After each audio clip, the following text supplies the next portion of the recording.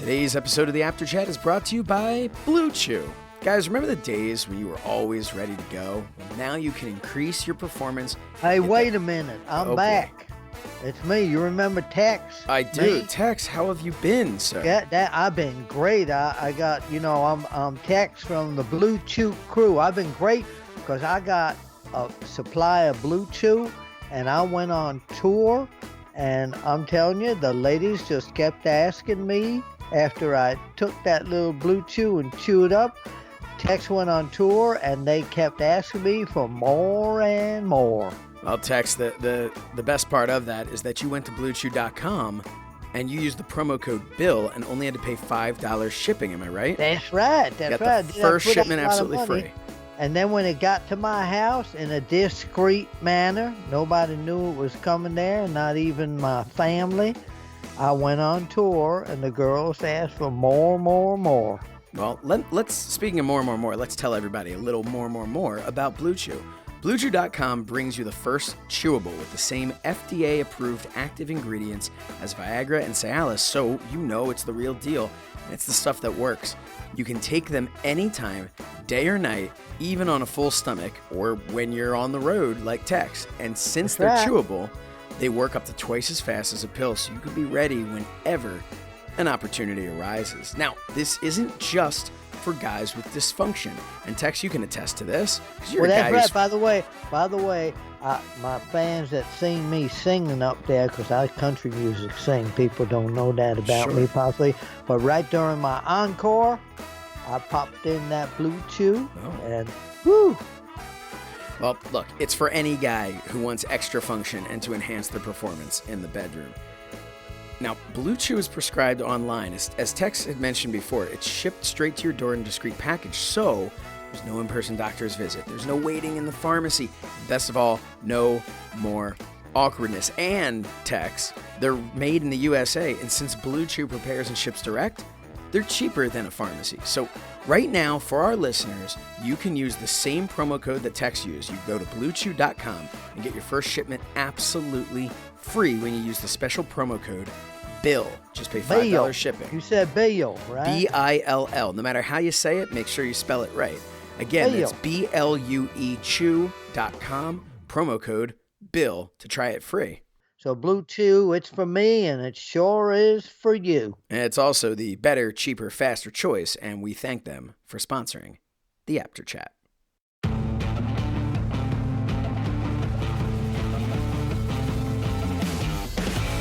Hello, everybody, and welcome to the Apter Chat. I'm Josh Shernoff, and I am joined, as always, by, except for that one time, but I'm joined, as always, by the legendary Bill Apter. Bill, I need a new intro because there's that one episode. Now I can't say that anymore. That's right. But welcome back, my favorite co-host. So says Josh Shernoff. And it's great to be back here. And episode number 27. Wow. Unbelievable. Yeah, we're unbelievable. 27. Here. Yeah, I want to thank all of you Apter Chatters for sticking with us through thick and thick. Yeah, because we've been really thick with great content and great guests, and boy, we've got a guest. I have a theme song that I wrote for him. Oh, well, I can't wait to hear that. Well, and I'm going to bring him on with it, but it was stolen. It's kind of like a parody of a Michael Jackson song. You want to hear a preview of it? Sure. Ready? 1, 2, 3, RVD. RVD, 1, 2, 3, a bum bum bum bum. You see he'll pop for that. The question is our guest the 1, 2, 3 kid or RVD? You will have to wait. RVD, hey, speaking of course, because we have put out there that RVD is going to be our special guest on this episode, and I'm really thrilled about this because I think and I think most of the Apter Chatters who know my career know that I always kind of went toward the guys that like to fly. And he had... Oh, nobody gets higher than Rob Van Dam. Well, we'll talk to him about that too. That's very good, Josh. Yeah, thanks. I'll just claim that I came up with that. No, but he is one of these people who not only in the air was so terrific, but he was also during his career when he wrestled regularly, a fine mat wrestler as well. Hmm. And a lot of people don't know who trained him, and I know who trained him, and I knew his trainer, and we're going to talk about that and so much more, Yeah. and a lot of the fan questions that they sent in on the Twitter phone. So it's been like 5 minutes since you said the thick and thick, but it made me think of, the only thing that's thin could possibly be, at the top of someone's head. And then I thought, hey, you can't say that. You need to respect the comb over. That's And absolutely you watch. Wait and a you minute. too can respect Give the you comb over if you go to theapterchat.com and click on merch. See what I did? that you did, but give yourself a face rake for that. Ow. God, that Ah, hurt. okay. Well done. So there's as you know, the WWE Elimination Chamber is coming up not this week, but the following week, if I'm correct. Yes, Yes, I am correct. you are correct. And so WWE is making moves going toward the Elimination Chamber. So I think right now we need to put a headlock. On headlines. All right. So the first thing that really confused me this week, Hmm. Monday night, was first of all, before we even talk about that, I was talking with some fan today. We're taping this on Thursday, the 7th of February, and that's our first show of February here. Yeah. Is it? So That doesn't seem right. no, Is it our first show of February? It's our first show it's- we've actually recorded on February. that's what I In mean. February. First taping I in got you. February. Okay. So Yeah. I was talking with someone in a store earlier today, and we were talking about. I said, "Do you still follow wrestling?" And he said, "Yeah." I said, "Who's your favorite?" He said, "Becky Lynch, because she's tough." And I said, "You know what? Becky Lynch is the female Stone Cold Steve Austin. Oh man, That's how she's come it's so across." great that you said that because, and tell me if this is what made you feel that way. Everything that happened on Raw with her and Stephanie, that just mirrored back in God, what would it have been? I guess '97 when Stone Cold in Madison Square Garden when he stunned Vince McMahon for the first time. Yeah, That yeah. whole thing was the same where Vince McMahon saying, you're not cleared to wrestle. You have to, it was a very similar feeling. And I saw the same kind of attitude from Becky Lynch. I mean, look, nothing's ever going to be as good as the original, but this it was pretty entertaining. Well, for the new fans who aren't really that, the younger fans that didn't watch back then, they were in the womb or just coming out of the womb at that time, of course. Becky Lynch is the comparison with Stone Cold Steve Austin. This will make them look back and Mhm. see what he did because she is really changing the face of the tough guy, the tough man in WWE. Yeah. Oh, absolutely. I'm a big Becky Lynch fan. But Bill, what do you think all of this is leading towards? Because everybody's pretty sure that this is kind of their way. They're going to somehow shoehorn Charlotte into that match at WrestleMania. Do you think that that's going to happen, or do you think that they're going to see that most people are kind of annoyed at that? I think they're kind of annoyed. However, yeah, because I think they just want to get that match. They want Ronda Rousey versus Becky. No, The fans do, you're no saying? third. Yeah, they don't want Yeah. a third party in there, and to take the momentum off even though it was such an exciting segment, and then with Triple H getting Hmm. slapped by her, to take off the edge of, hey, this match might not happen, was kind of head turning to me. It was like, well, Yeah. huh? Well, because it almost seems like we've had Charlotte and Ronda Rousey, and now I feel like we need Becky Lynch and Ronda Rousey, and then we can go from there to a triple threat down the line or something if that's what they want. But a triple threat always kind of doesn't mean it can't be amazing, but it also has a high potential to just water down the match. What if Charlotte was a guest referee? I I feel like then it's just misusing Charlotte for WrestleMania. Yeah, yeah, I think so too. Or are they going to make it a fatal four way and put Asuka in there too? See, and then I just hope they don't because that just again that just waters it down. Now it just gets a lot messier. Fatal 4-ways are very hard to do and very hard to focus on, as a Yeah. fan. So Let me ask you a question. yeah. Why won't Becky go to the doctor? Is she afraid? So at first I found it on Raw to be kind of like it didn't make a lot of sense. And then when Triple H did his promo on SmackDown, I thought that was fantastic. I thought that I did the too. way that he's just kind of like standing there, he's like, I don't know why I didn't see this before. And really just kind of calling her on that. Yeah, I think from, the way that they're looking at that is I think that that's a level of, what's the word I'm looking for? My head is not on straight today, but That's okay. I think that it's a level of like depth to the story and the character that Good you word. don't see a lot in the WWE these days, and I love that they're doing that because you're now looking at this going Becky Lynch like maybe she doesn't want to go because but I think the honest thing about this character would be that this character does not want to go because she's afraid if she goes, she's not going to be cleared for It was WrestleMania. interesting to see them nose to chin. It was very intimidating, though. You sat there, and I have to tell you that Becky was almost like had that wise guy look to Yes. her, and Triple H was really, really into that. Did you notice that? Yeah, it was a really good energetic segment, and I was really happy with it actually. I've been pretty happy with SmackDown as of late. Raw I think is still firing on no cylinders, but I think that and one thing, Bill, that you had mentioned to me off air before, I know you wanted to talk about, would be something that's happening on Raw, and that's Braun Strowman and Drew McIntyre.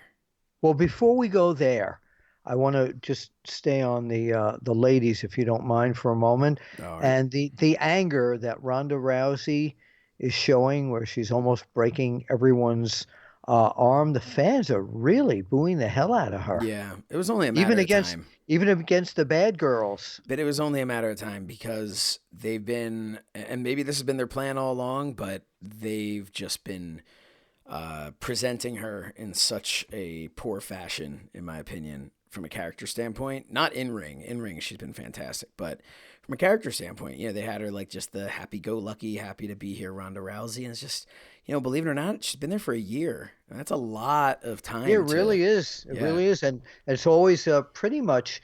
I mean, one of my favorite matches of the short year here, and correct me if I'm wrong, if it was the end of the last year, was her match against Charlotte. yeah. That was last year. That was Survivor Yeah, Series. Yeah. yeah, that was incredible. That was Mhm. incredible. So, and that was the first time I really saw her get into this thing like it was a real fight. Right. Um, so no, I don't know what's going to happen with Ronda, but it just seems to be that get in the ring and get that one hold on somebody and Mhm. then get out of there. Get act pout and get out of there.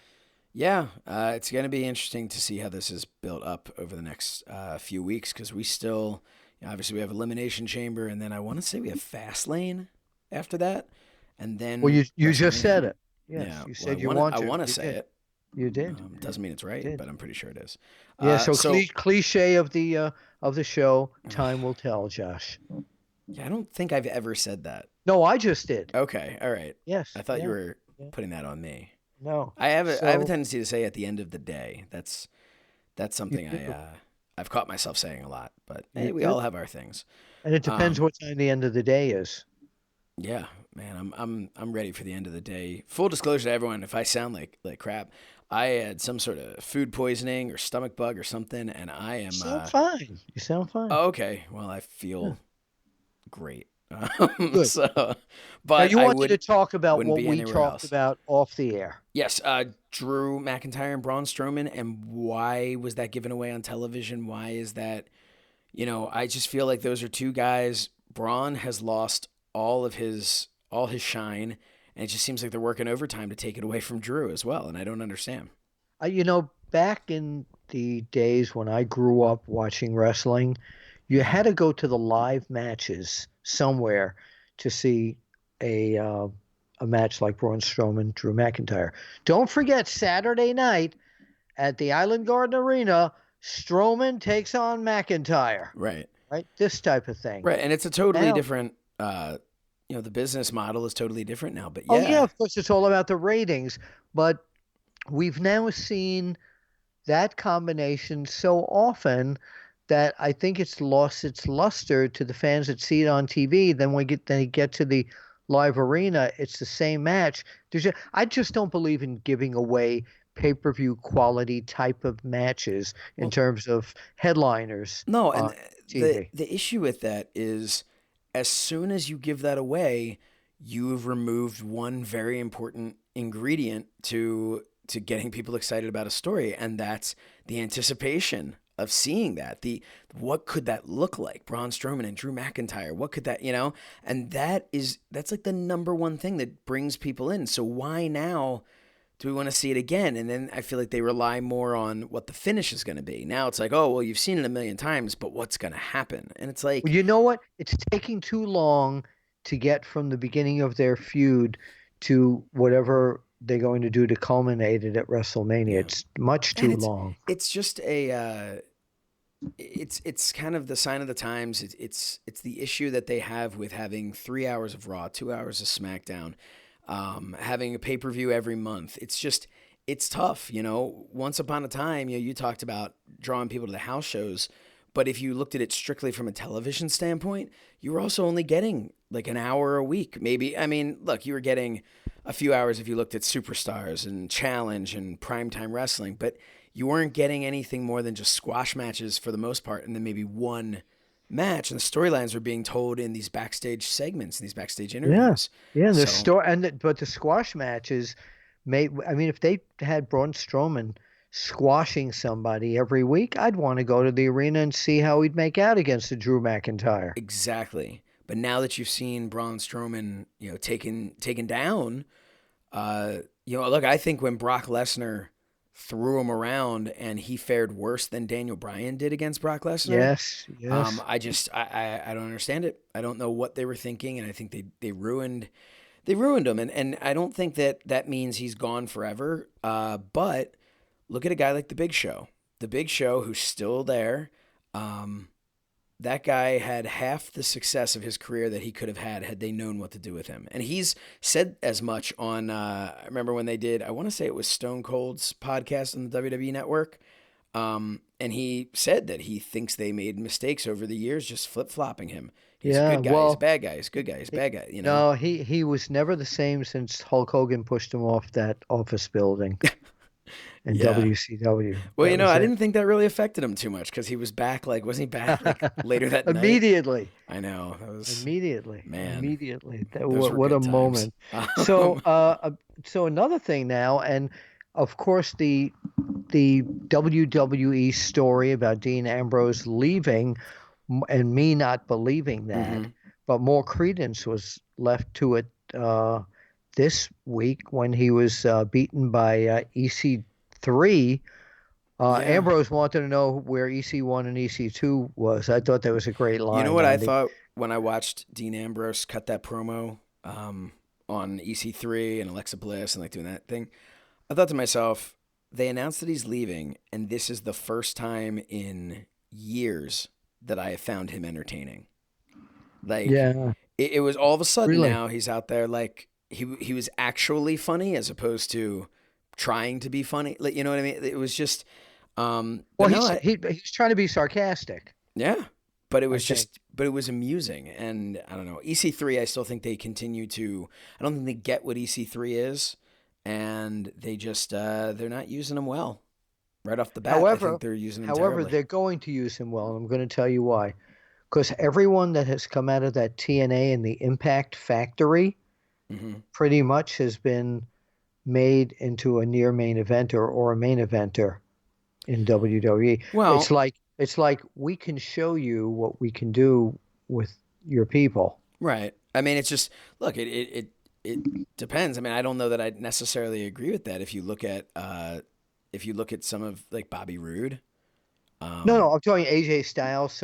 Look how much Samoa Joe has lost so many times too. It doesn't matter. He's still a compelling See, but I character the think way Joe WWE is more is of a packaging. compelling character based off of who he was before. I don't think that they've done a good job with him at all. I honestly think AJ Styles is really the only one that's had any real success. Eric Young, they haven't really pulled the trigger with him yet. Bobby Roode, I've gone on record before that I think it's Oh terrible yeah, what they've no, done they with him. haven't. The They fact that he's been started up off for a well couple with him. years. They started off well with him, but I'm Bobby saying Roode was Samoa great in Joe. NXT. The second he showed up as a face in on SmackDown, it was downhill from there. Well, with Samoa Joe, I still feel when he cuts a promo or he's in the ring, you still get that feeling like this guy's going to kill somebody. Oh It's yeah, just, no, he's yeah, great, but then I feel like yeah. they ruin it, you know, Why? What? How do they ruin it? because it's been better recently, but when he first came up, like they just did not know what to do with him. You No, know, but I think they see what they can do with him I hope now. so. I hope so. Like, But EC3, I wasn't pleased with what they've been doing with him. Like the guy like doesn't talk and then the Alexa Bliss thing, that moment of bliss, they need to just kind of, cut and run from that. That just I love Alexa Bliss and that just has not that has not produced one good segment, I don't think, in my opinion. so Double J, Jeff Jarrett Yeah. coming out and JEFF. feuding with Elias, and I'll tell you something, Jarrett, because he still worked indies and his own global force before he got back into the WWE. I'll tell you something, he still can go with these guys, and Oh he yeah. doesn't mind being pinned, of course, but that's part of the job. But he was, Literally. he can still punch with the best of them. No, he's you know what I think he's sometimes overlooked by fans is what a great wrestler he is. Yeah. But yeah, I mean that's another one that I kind of feel like I have mixed feelings on it. One that should have been built up to a WrestleMania match with those two because that could have been really cool. Maybe it will. Who It knows? still might be. The Road Dog and like first of all, just start bringing Jeff Jarrett out to his Attitude Era music. No, no, Um, I like no, I like this no, it gimmick. worked when he was wearing the old gear at Royal Rumble, but now it doesn't make any sense. Now he's coming out. He's doing the slapnuts thing. He's dressed as like Attitude Era Jeff Jarrett. It's just weird. He's mixing it up. He's Yeah, mixing it it's up. just you know what he's doing. He's doing the opposite of what Chris Jericho has always done.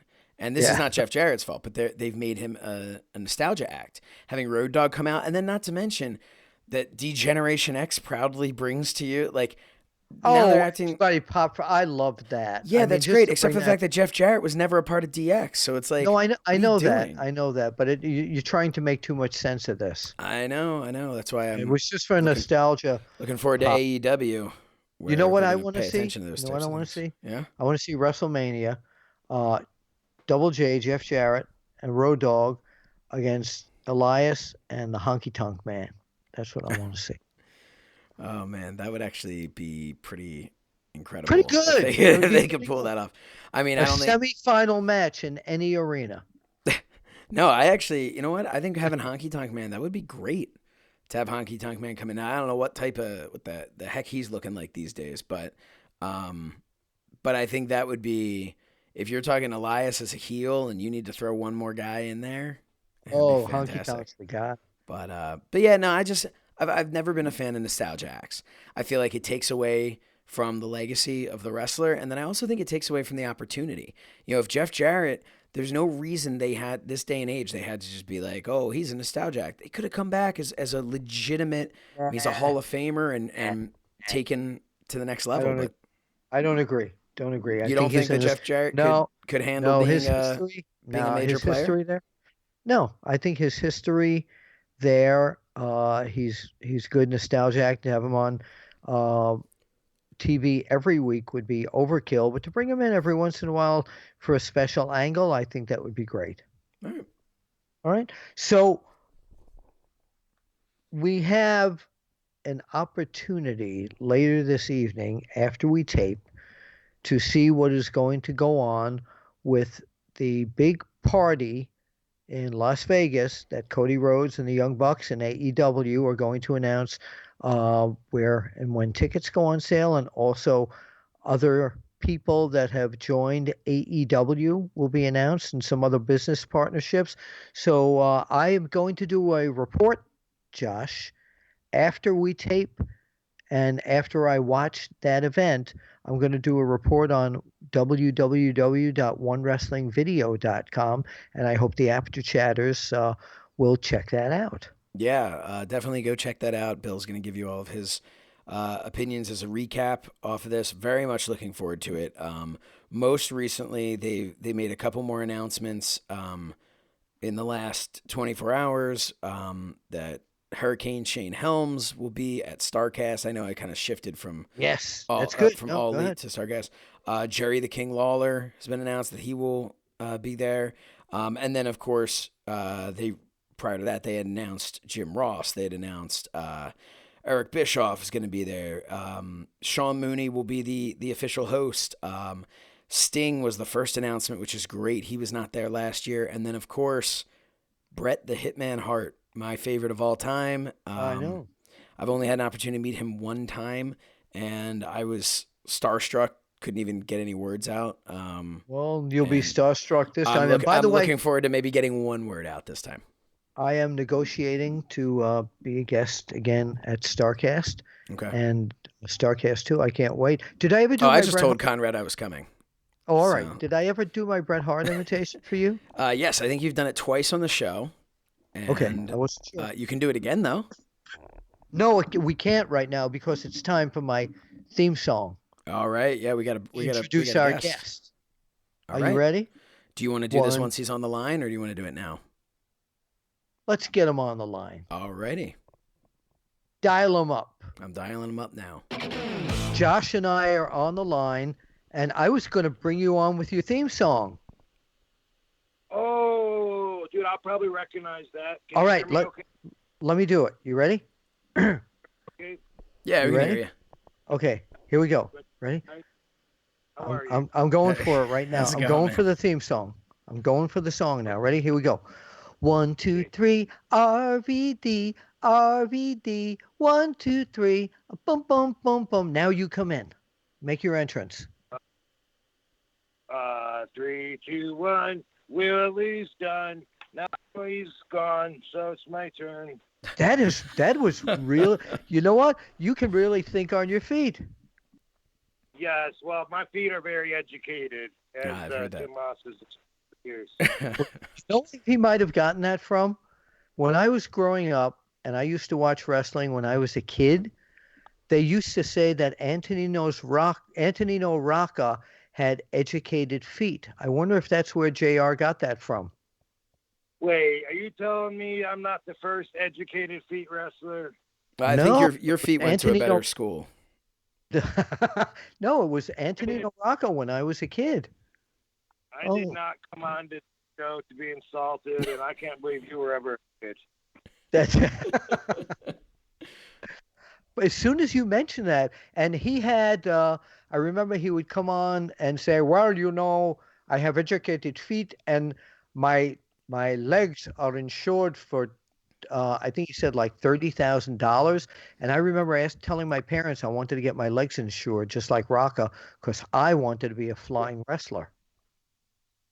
I've heard of supermodels insuring their legs, but that's the first pro wrestler. But by the way, I often got compared to him when I started out wrestling, especially because I wrestled barefoot and because I'm from Argentina. Oh, no, not that part, the barefoot part. Well, you don't know. You're from the Argentinian section of Battle Creek, Michigan. There you go. That's right next to Bombay, Michigan, where Sabu's from. That is right. That's right. You're absolutely. By the way, I was talking to Josh earlier today about Battle Creek, Michigan. I was very where you hail from originally, and the reason being is that I heard on the news that Kellogg's, which is when you think of Battle Creek, Michigan, beside RVD, you think of Kellogg's, the greatest name in cereals, and they're cutting out. They're having money problems. And, well, I didn't know about the money problems. I'm sorry to hear that. But also, what's number 3? What's number 3 that you think of from Battle Creek? Battle Creek, it wasn't Bobo Brazil. He was Benton Harbor, Michigan. It's nothing. They got Rob Van Dam and Kellogg's, and that's all we know about. But, by the way, I'm sorry to hear about that. I think, now that you can watch porn online, we don't need cereal out of the box anymore. So I think that's really hurt the cereal business. And right next to that actually made sense to you guys. You didn't even react to that. I'm not even sure what that means. Wait, we're comparing porn online, POL, not AOL, POL, with Kellogg's Frosted Flakes. Either way, my point is there's Kellogg, but then also right next door to it was Post, and down the street was General Mills. And I don't know how Kellogg's got the monopoly on the recognition, but anyway, I just want you guys to know that. I know how. I know how. The little guys work hard too. No, I know how they got the recognition, because once again, when I was growing up, the black and white, until it became color cast, Superman shows used to say, Kellogg's, the greatest name in cereals, from Battle Creek, Michigan, brings you the adventures of Superman. That's how it happened. Oh, thank you. That is awesome. I love history, and I love adding to my vast knowledge of ridiculous facts that nobody else knows. Thank you. Well, I don't know how much they're losing, but they said people aren't buying cereals like they used to. And now I'm wondering if you're right, if pornography has taken people away from cold cereals. I doubt it, but maybe. I'm still not finding that connection there, but Bill, if you know. That's well, you've got a head cold, Josh. I don't have a head cold. You do. I'm sorry. Bless you. Gesundheit. Oh, thank you. So we brought you on to talk about this new project, but before we go to that, there are a couple of things that, beside my song, which I hope you remembered, I know you did, there is... 1, 2, I can't remember the next word. 1, 2, 3, A, B, RVD. No, I got it. Once I get past that sticking point, I got it. Then you got it. So when I first saw you, I think it was in somewhere in Georgia where I first met you. I saw you standing there. That was it. That was it. I saw you standing there. That's another song. But I think I met you when you.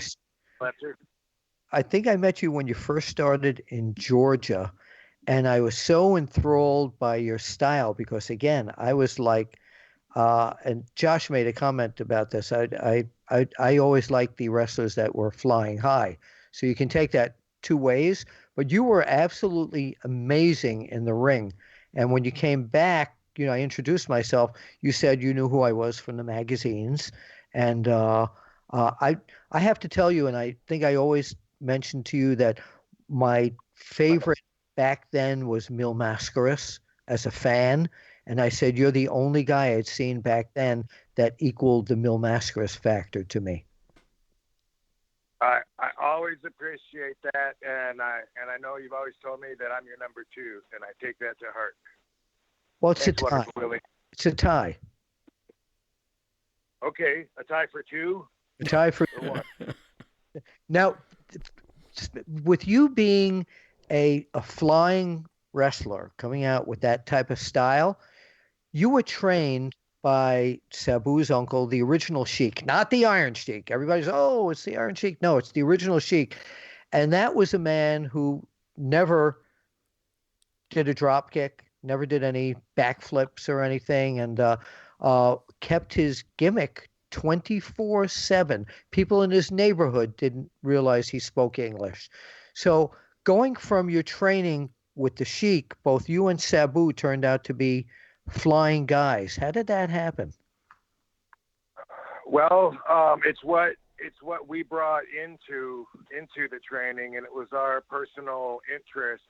But a few things on that. One, the Sheik never broke kayfabe while he was training us. He never one time told us, and when I say us, I mean there was like 2 other guys, and then quite often 3. And that was it, like anybody else that would come to the school would never come back, or they'd come back in 6 months because we were so stiff. And the Sheik never one time said anything about anything being a work. He never said, here's how to land right. He never said, here's how to, do this move without killing the guy. For him, it was all about protecting the business and competing, and in our mind, you know, if someone's shoulders down, get on them, you know, cover them. And so, like, he really taught us how to have that mindset, to where everything that we're doing out there has to, I mean, it makes sense to us because, you know, it's for a reason. We're trying to win. And he taught us, you know, right when you step through the ropes, automatically, you know, you're making a presence, and you got to, like, feel it and get into it. And he taught us a lot of that. But I was actually doing flips and doing kicks and stuff outside of wrestling. And then when I would want to bring it in, I couldn't do it in front of him. I couldn't go off the ropes until I knew how to do a proper lock-up headlock that would impress him, like it was the proper lock-up headlock that he'd seen. You know, that's something that a lot of people now could benefit from is you know, really getting good at the basics instead of just like throwing them in there because they think they should be part of the match. That's what the match is about. And then when you get away from it, you got to get like right back to it. So, you know, the Sheik really taught us both how to stand out and be original, how to not care what other people think. He used to always say, screw them, but he wouldn't really say that. He would say a different word, but I'm trying to like. Well, he'd say that in Arabic, of course. Yeah. Yes. Yeah, he would say that about everybody. He'd say, no one knows what the F they're talking about. You listen to me. And that's how he trained me. I remember how thick he was with the kayfabe back then, where my first wife, we went on honeymoon to Toronto. And, of course, I had to go see wrestling. And Ernie Roth, the Abdullah Farouk, brought us backstage. And Sheik knew that I knew that he could speak English and et cetera, et cetera. But when he met my wife, he went right into Salabat Tolo, kissed her hand, was very charming, and then left. Yep. Yeah. That's why she's... There was very few times that I got past that. Like sometimes we'd have dinner, you know, with his family.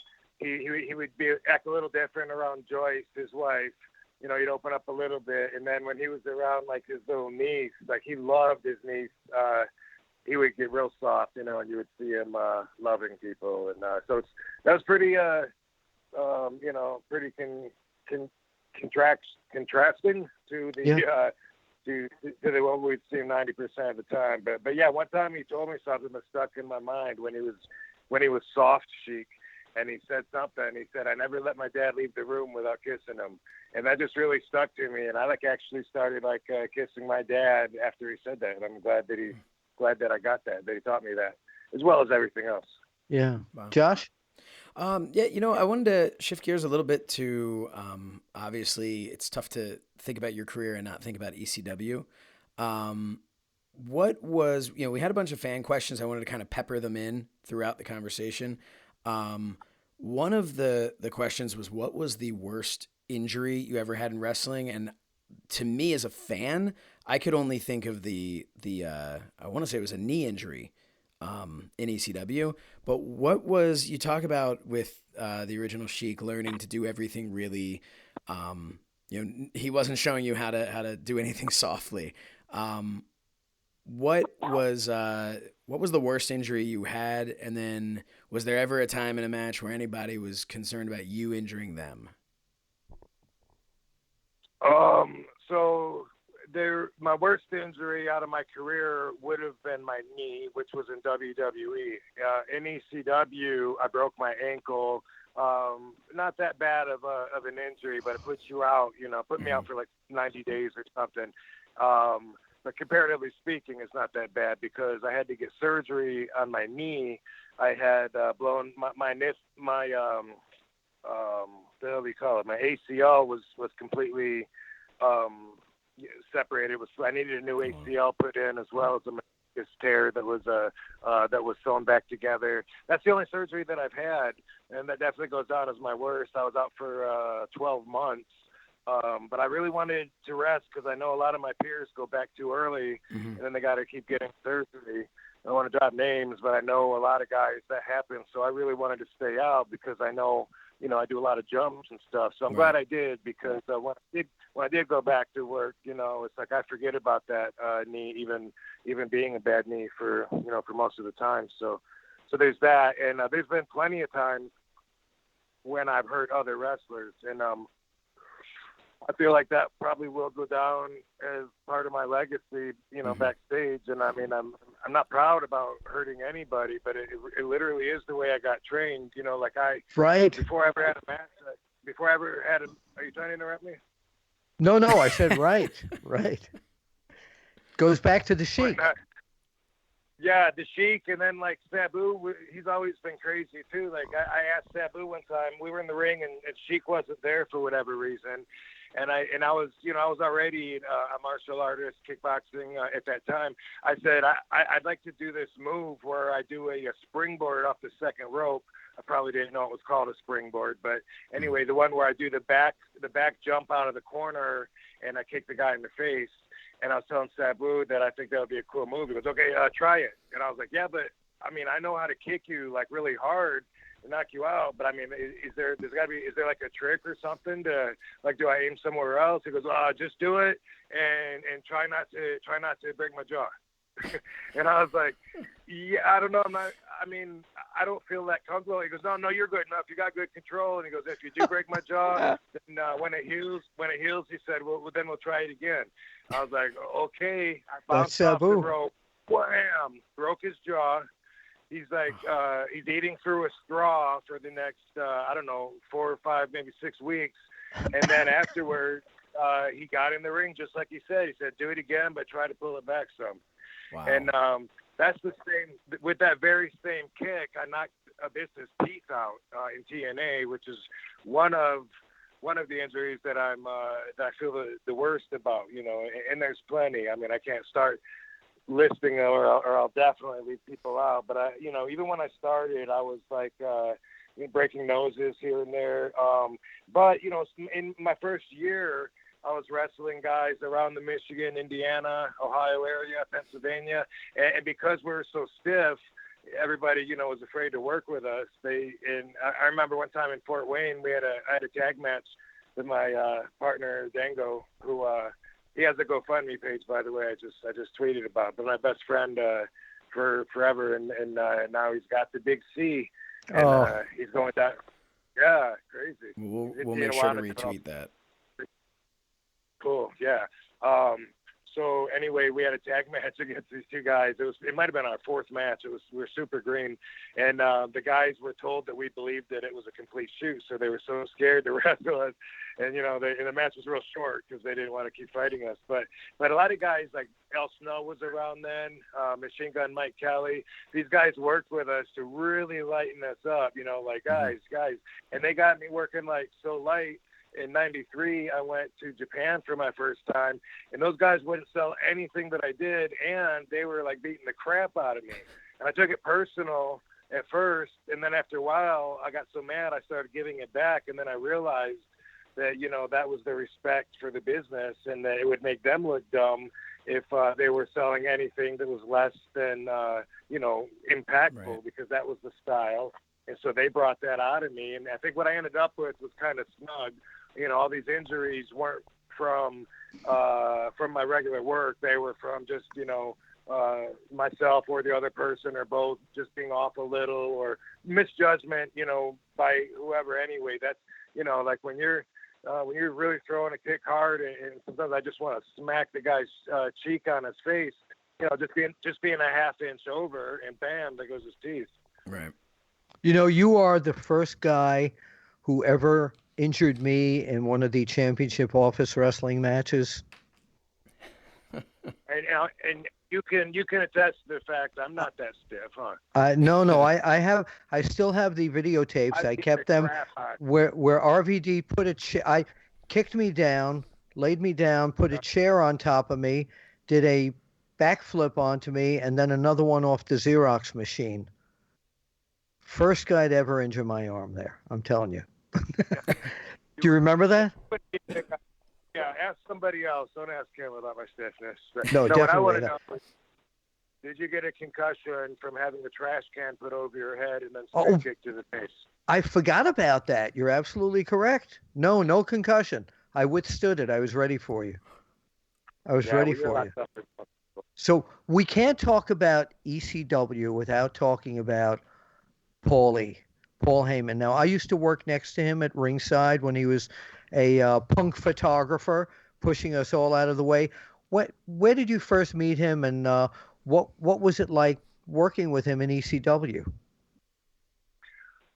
I didn't know him before I went up there. Sabu had been working for him for some time and had been trying to get me booked up there, and I didn't really care. I was going to All Japan was my bread and butter, and I was making so much more money there than I could have made, doing indies here. And I was picking and choosing my dates already, even though I was that early in my career. And Sabu kept saying, "Did Paul call you?" I'd be like, "No, he didn't call you.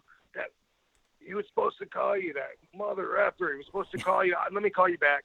And then I would just kind of laugh it off. And then finally, when he did call me, we didn't come to terms. He wanted me to go up there and work with Mikey Whipwreck, and I didn't like what he had in mind, and like I guess just wanted to look at me. But I was like, no, I think I'm good. Didn't agree on the money or putting Mikey over. And anyway, I ended up going back eventually, and then when I met Paul then, and then I wrestled Axel Rotten in my ECW debut match. Yeah. And I adapted to it very, pretty well. But at first, it was definitely different than anything that I'd been around, because I was coming from Georgia, where you smile, show your dimples, and USA, clap your hands.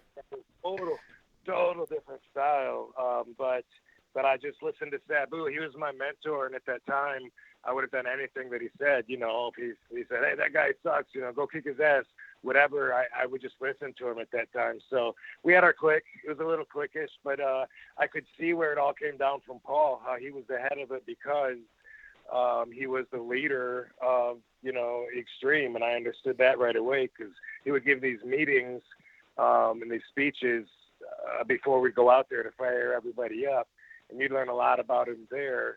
Yeah. And then on ones and stuff, he was very encouraging in the right way, and making everybody feel like he saw the best in them, and it was awesome for me. So I have a memory of a match of yours. Obviously, so many matches that you had with Jerry Lynn that were fantastic. This was the first time that I ever had an opportunity to go backstage. I went with Bill to Hardcore Heaven '99. He brought me with him to help with his with the photography equipment, and I remember being able to be up there in the front row watching your match with Jerry Lynn, and was just a huge fan of that. And there are three things out of that I wanted to mention to you from that match. One, you guys went through a table at one point, and the table broke into like this triangle shape. And you gave that piece of the table to me, and I still have that in my basement. Really? Yes. No kidding. And the last time I saw Jerry Lynn, I saw him at StarCast, and I kind of joked about the fact that it never occurred to me as like a kid. I never had you guys sign it, never had anything like that. So it's really just like people having to take my word for it. And I think I do have a picture, I think, with Joey Styles holding the table. But yeah, I remember you gave the table to me. There were two other things as related to you. One was I was back there, and I want to say, I'm trying to think who it was who came up to me and asked me to do this. Probably Bill Alfonso. Asked me if I could go get you a cup of coffee. And so I asked you, okay, how do you want your coffee? And you said, I'll never forget this. You said, lots of cream, lots of sugar.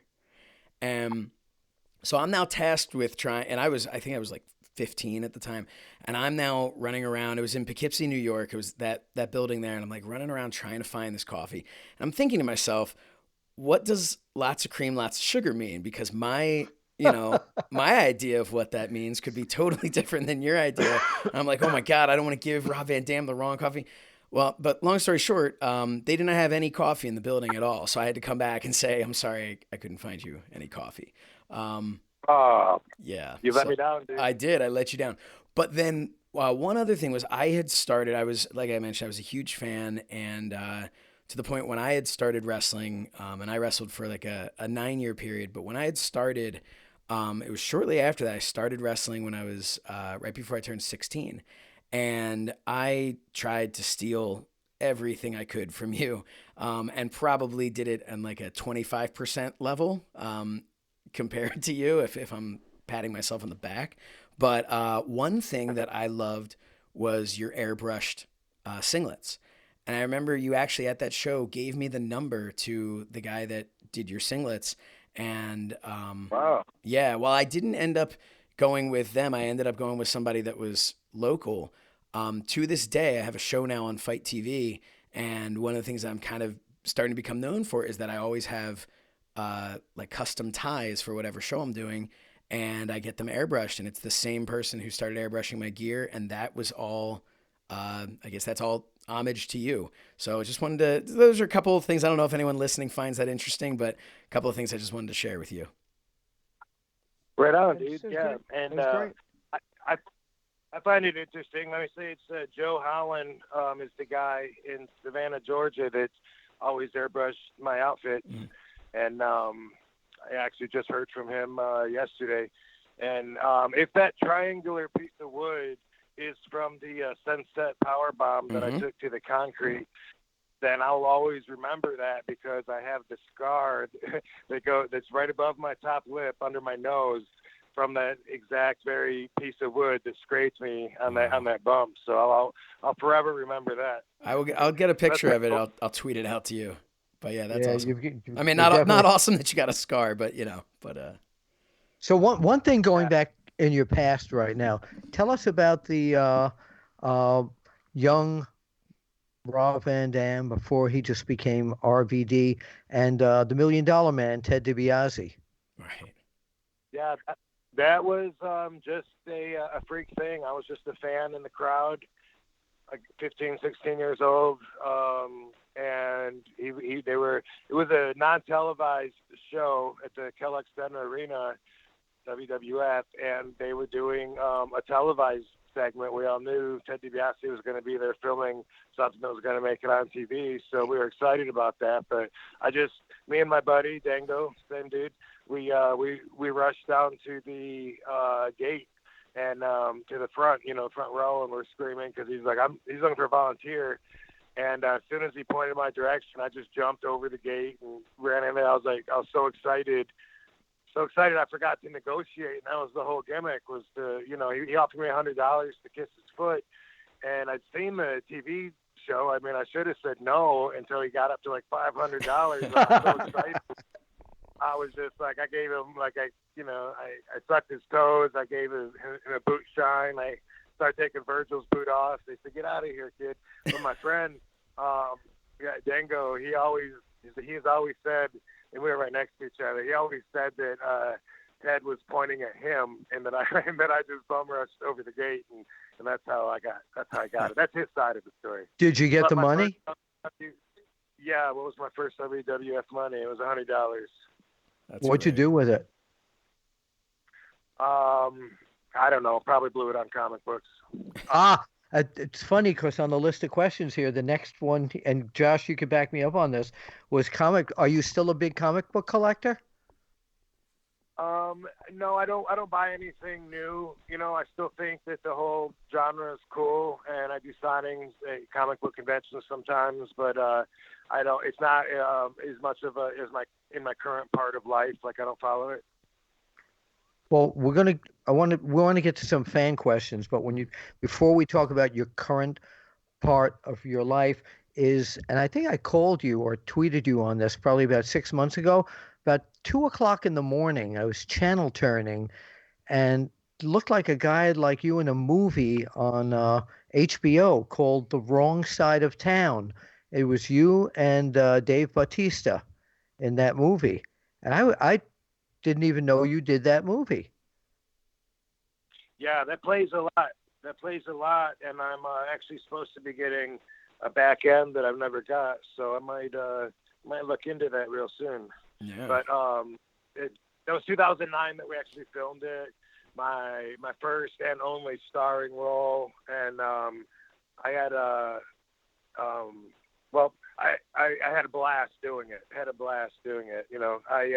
I've done things since then and can see a big upgrade in the acting, but it's actually life experience, that changed everything. And my documentary that's coming out, you get to actually witness, because everyone wants to, every question that I hear that it's asked about what I'm doing now or what I'm going to do or why I do this or why I did that, all of it is on my documentary, so I'm super stoked about that. But during this time after leaving WWE, I went through some adventures. If anyone saw me in 2015, beginning of 2016, I most likely was drinking, and that was an answer to the divorce, and the dog died, and the dad died, and I went through like having to rebuild myself.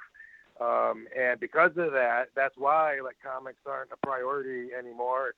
It's like life's priorities, they completely changed. And in this documentary anyway, where we do a stand-up comedy tour, bring the camera with it, but then things happen. It ends up being like way bigger and personal. But you're in my house, you're all over, and you get to experience what it's like being RVD. And it's really cool being RVD, and I'm super happy right now. My girlfriend Katie Forbes is like the coolest person ever, and we've been together like 3 years now. And yeah, she's great. She's great. I met her last year. She's fabulous. Yeah. And by the way, we met way after the separation. I mean, you read all kinds of stuff on the internet, and it's not.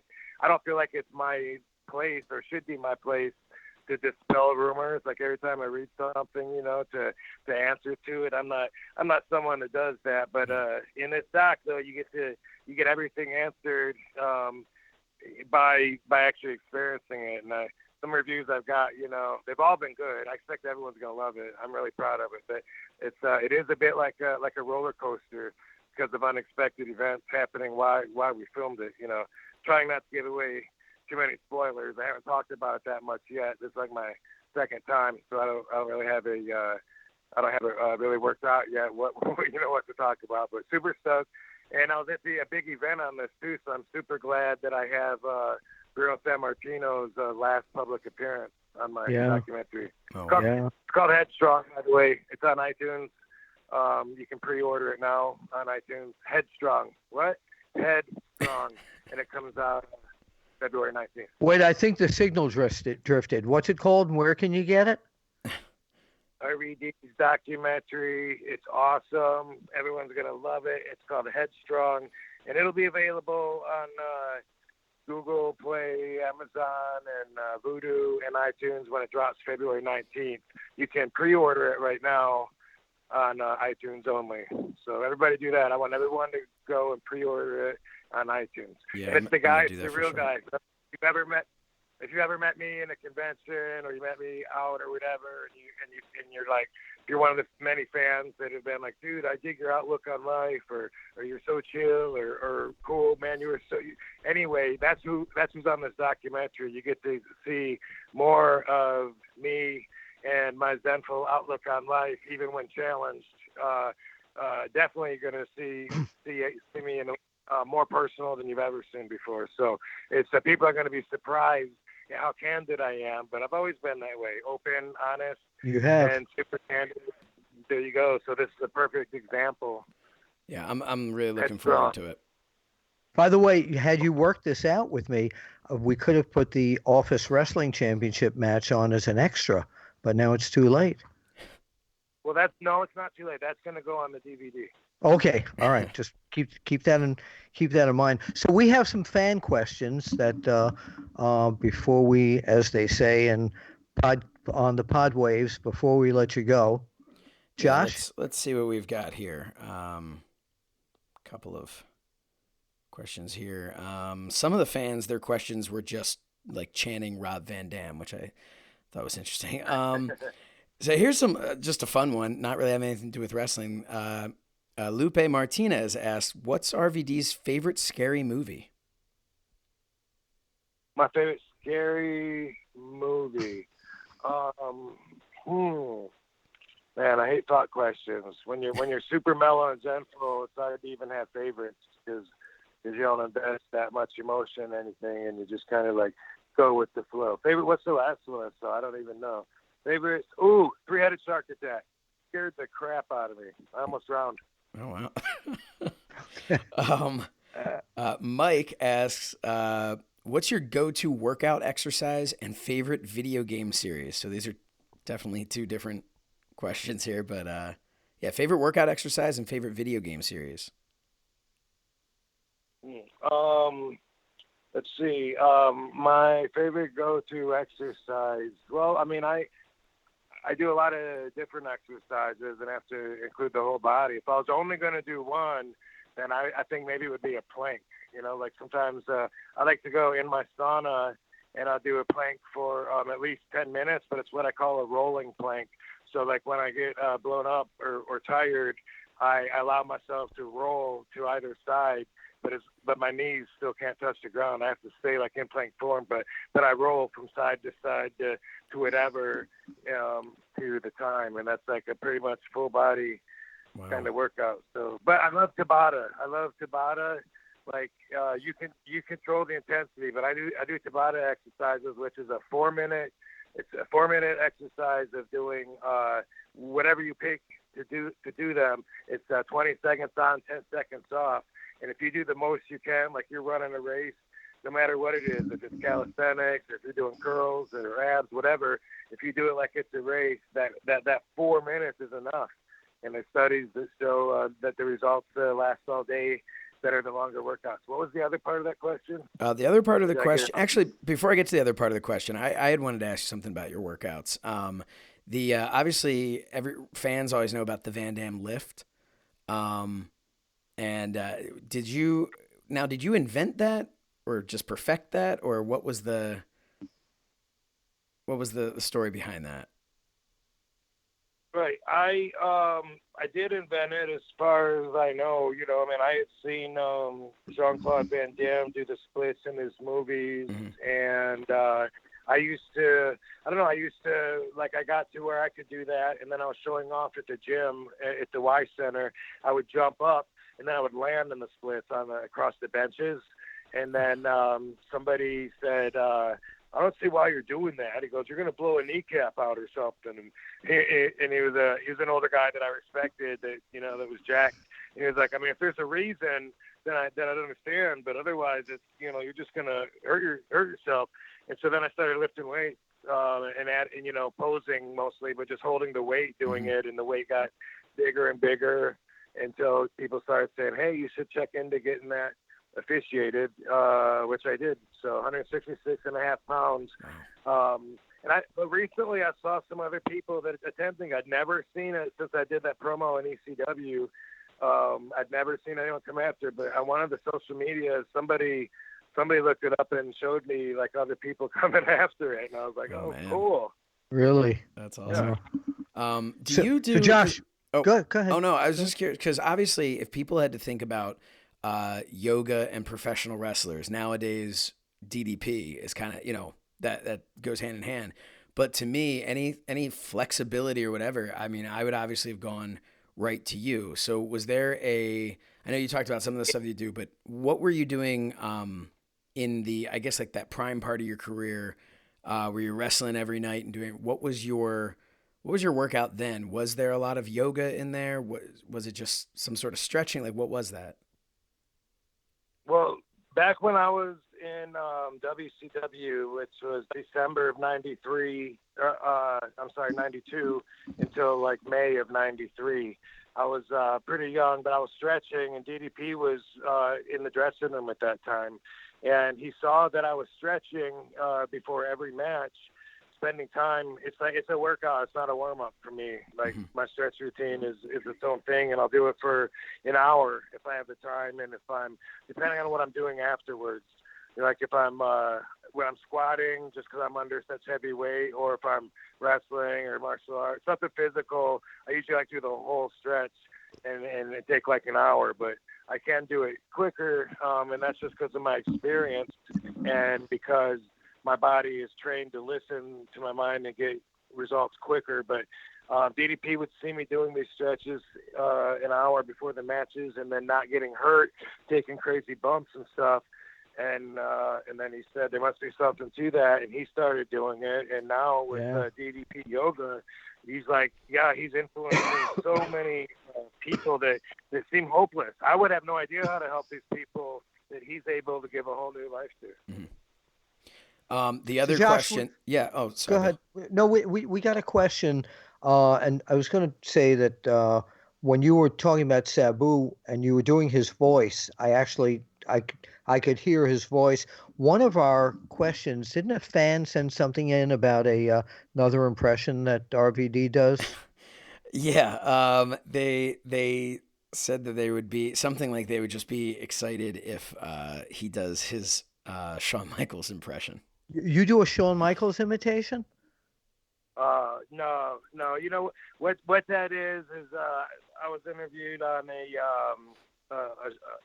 a video format, like on YouTube or whatever, and I did this imitation of him, along with an unflattering answer too. Like when I look back at it, you know, it's not something that I'm like super proud of because I try to just put positive energy out there. But anyway, I'm glad a lot of fans enjoyed it. But what I did was I crossed one eye in the middle because he's got that eye thing, and it got a lot of reaction because, you know, here I am making fun of Shawn Michaels, you know, the best, one of the best, you know, wrestlers ever in WWE, and it, you know, so it's so we got a lot of reaction. But looking back at it, that's really got to suck. And I know what it's like to temporarily, you know, have vision altered, and it's not good. And when I look at him, I feel bad for. I think I'd have headaches all day. I can't even imagine like one eye looking in, but you know, it is. It's something, you know, that's what my impression is, and I kind of, when I look back, you know, part of always trying to improve and grow and be a better person is that you're always looking back at a dick or a lesser version of you. Right. Always. Yeah. That's how it has to be. Yep. There you go. Who was you learned it from Zen Master RVD. RVD? Who is your favorite wrestler of all time?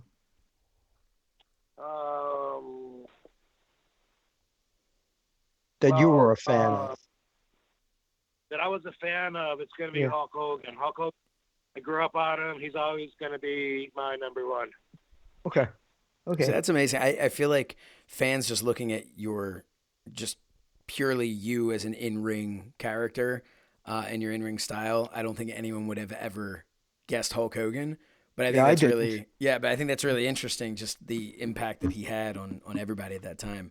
One question we have from Rock and Wrestling. Well, wait a minute. Before you go there, do you do a Hulk Hogan imitation? You better believe it, brother. Oh, that was actually That's really good. That's not too bad. Rock and Wrestling Podcast asks, what were your thoughts on your WWE title reign in 2006? And I kind of wanted to ask you before we go, just that, you know, you mentioned being able to look back at, you should always look back at like a lesser version of yourself because of how you've changed over the years. That time period, that run, and when you eventually, you know, you won the WWE title and how that ended as well.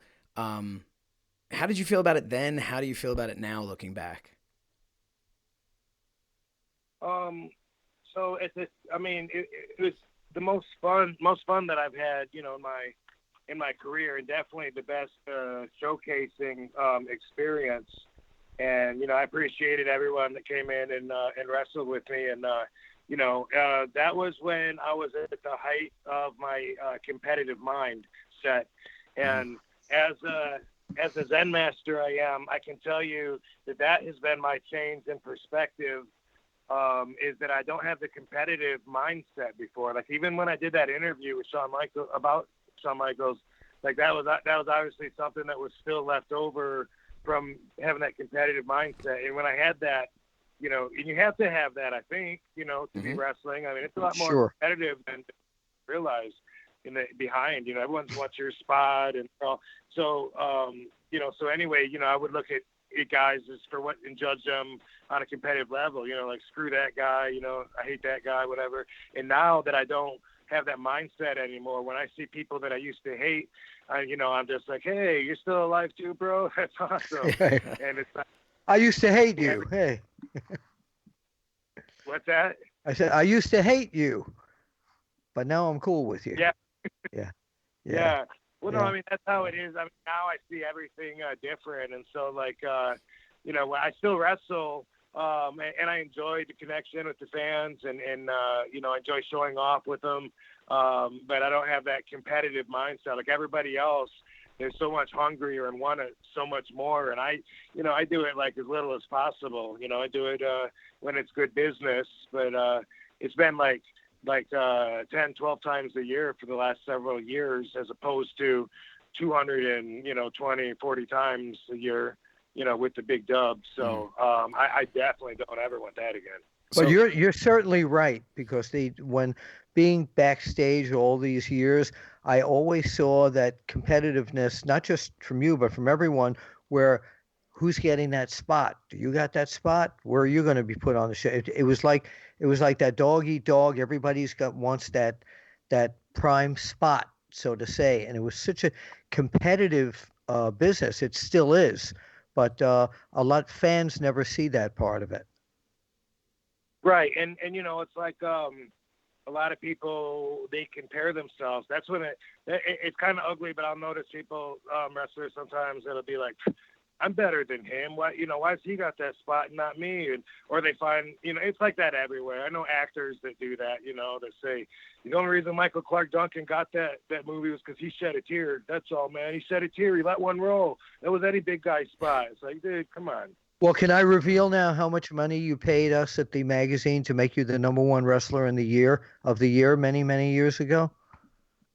No, I If won't you reveal feel that.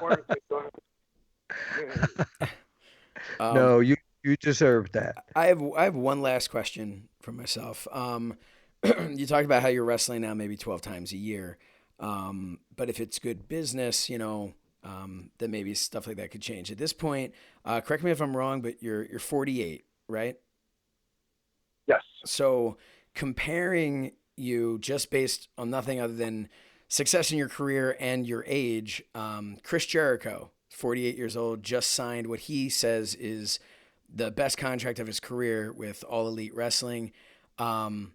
Is that something that you could see at this point if an opportunity, and I'm not saying necessarily All Elite Wrestling, but if an opportunity presented itself for the right amount of money and the right, the right experience, would you see yourself getting back into a more regular thing, or do you feel like that is kind of behind you? Well, actually, in the beginning of 2018, a bunch of us had this deal signed with this company in the UK called 5 Star Wrestling. Yes. They had a yes. bunch of us. Yeah, they were doing, their plans were to do like 30 weeks in a row, like every Thursday. And at first I thought, is that what I want? But the money was good. The business end was such that they were really taking care of us. And at first I wanted like half the dates. But then like 4 weeks into it, I said, you know what? Because I saw it growing, and then I was starting to have fun again. And like, I got so much respect there, like they're looking at me as like I'm a legend, which you would never get looked at like, or I would never get looked at like that with certain companies anyway. And me and Rey Mysterio were tagging again, and it was fun. And anyway, I said, yeah, I'm gonna go ahead and pick up the other dates. You know what I mean? And I was selling my house anyway, so I was thinking, I'll just live over there, and these guys are paid for it. It'll be cheaper than flying me back and forth first class and across the ocean. And I started thinking, but then I started getting optimistic, and then boom, they folded after the 5th show. They said, okay, we're not doing it anymore. Yeah, I was a little bummed because it's like with very few exceptions in my whole at least last 20 years or so, I haven't really been looking for anything. I just kind of consider opportunities, and money talks. I would consider anything for the money. So if AEW came to you and made you an offer and a good spot that was really sweet, that's something you might entertain.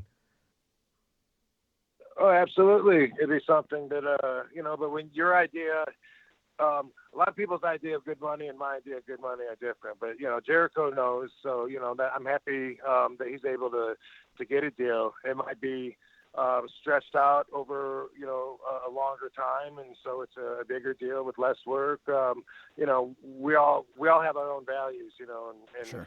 that goes everywhere. But when it comes to that, and I said I still wrestle, I'm not priced to move every week like the other guys that want to work every week. I'm priced pretty far above market to where not that many people in a year can reach that price tag, and that's done by science, and that's where I'm happy being. You know what I mean? So having said that, I mean, for the right amount of money, then I would pick up more matches. Sure. I mean, I'm all about business. It's not in my plans, but having said that, like I said, I would consider anything for the right money. Okay. So once again, where can people find the documentary and the name of it? Headstrong. Go to iTunes. It's called Headstrong, and you can pre-order it. It drops February 19th on iTunes, Google Play, Vudu, and Amazon. There you go. But everyone's gonna love it. It's a real cool me. It's a genuine me, and exposing stuff that nobody else would. So be ready to be shocked and enjoy it and be inspired. I'm gonna start posting some of the reviews I've had, because I've had people over that are friends. John Morrison / Hennigan / Impact / Apter. He's one of the. I had 5 people over. Yeah, I'm gonna start posting what some of them said, because it was really very complimentary about the movie. It's blowing people away. So Always, you always did. You blew me away from the first time I saw you and all the way through the last time I saw you. So again, always one of my on a fan and a percussion covering people professionally. You're always one of my favorites and one of the best. So Absolutely. Oh, thank you. Appreciate it. Thanks, guys. Thank Gotta you say so it. much. All right. Thank you again to Rob Van Dam for joining us. And this interview was brought to you by Smart Hold. Are you a business owner or office manager? Do you have message on hold? If so, how much are you paying? If you're paying more than $35 per month, you're paying too much. Do yourself a favor, check and see how much you are paying. And if you aren't using Smart Hold as your message on hold provider, you are simply paying too much. For only $35 per month, Smart Hold gives you unlimited message changes, pro voice talent, and best of all, no contracts. Be smart, get Smart Hold, and go to smart-hold.com. That's smart-hold.com. Again, we want to thank Rob Van Dam. Bill is off to go cover the AEW announcement that's going to be airing tonight, and you can check out his review of that over at onewrestlingvideo.com. You can follow us on Twitter at the Apter Chat. You can come visit us on Facebook at the Apter Chat, or I guess / the Apter Chat.